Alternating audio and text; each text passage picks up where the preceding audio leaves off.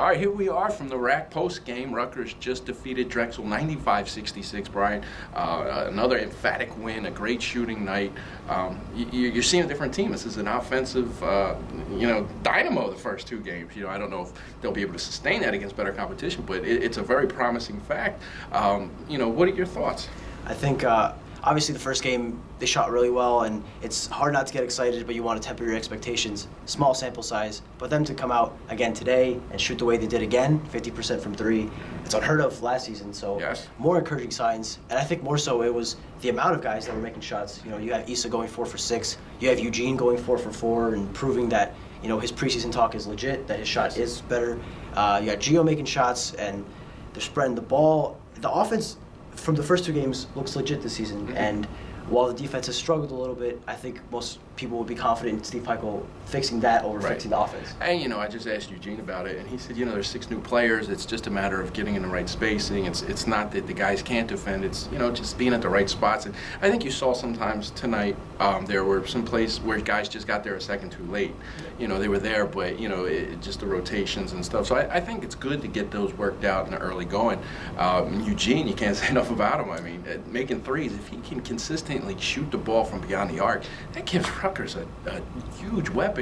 And he said, I was just speaking to him about it, he said that he was shooting all summer long 500 shots a day, three-pointers, watch film on it, and he said he got up to like 40%. But he said he was a good three-point shooter in high school. So this did not just come out of the blue and spontaneously occur. This kid could shoot, and he just didn't do it, and then worked on it. And he's just, you can't say enough about him. And Gio Baker, I mean, your thoughts on him running the point? He looked really good. He looked really comfortable. He came out very aggressive today. He scored Rutgers' first 6 points. I asked him about that, and he just saw something in the scouting report. They had some short guards, so he wanted to take advantage of that.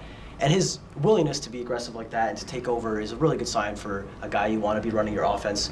And he's probably the catalyst for this team's ability to spread the ball. They've had, let me just check the assist numbers here, 11 assists tonight. Oh no, that's Drexel.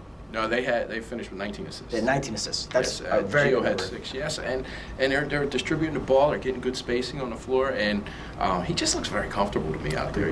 Running the show. And, I mean, I know Corey was a dynamic player and he scored, but they didn't have that stability with the guy controlling the floor, and that's so important. You look at the great teams anywhere, and they always have a great point guard because you need someone to kind of be that catalyst to control the offense, and I think he's doing a fantastic job of that.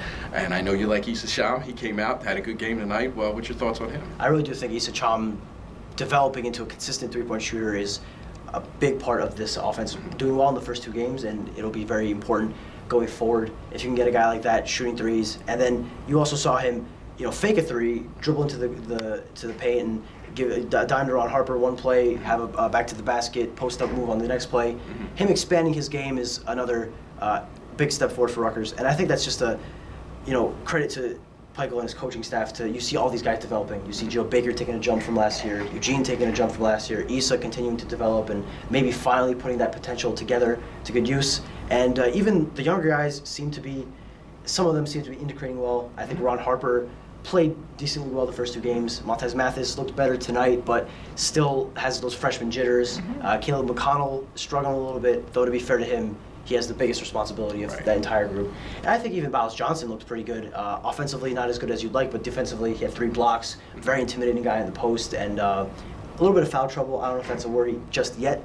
But I think Miles Johnson looked pretty good as well. So. And you have to look at little things. I noticed about Miles, the way he gets in for rebounds and keeps the balls alive, very athletic. He couldn't do that last year. He dropped the weight. He's in better condition, and just the way he kind of gets in, and even when he gets his hands on the ball and doesn't get the rebound, he keeps it alive. Montez Mathis was shooting better tonight. He seems like a guy. I think he'll figure it out more as he comes along. Yeah, definitely. Caleb McConnell, he had a couple good defensive plays down there when he was in. I think you have to look at the little things for these guys at first and the positives and build on them, because they're not going to play 30 minutes a game. Yep. So when they get in there, let's look at the positives and see if we can build on it. And when you start to see 1, 2, 3 more, you're building something nice for the future. So there you have it. That's our recap of Rutgers' 2nd win of the year. And I actually did the research. I looked through the media guide towards the end of the game. The last time they defeated 2 teams, or the last time they scored 90 points or more, was in 1990 and 91 when they beat Penn State and UMass back-to-back. There was a game early 2000s. They beat a St. Thomas Aquinas or some I'm Division pretty sure 2 Juwan or Harris went there 3. from high school.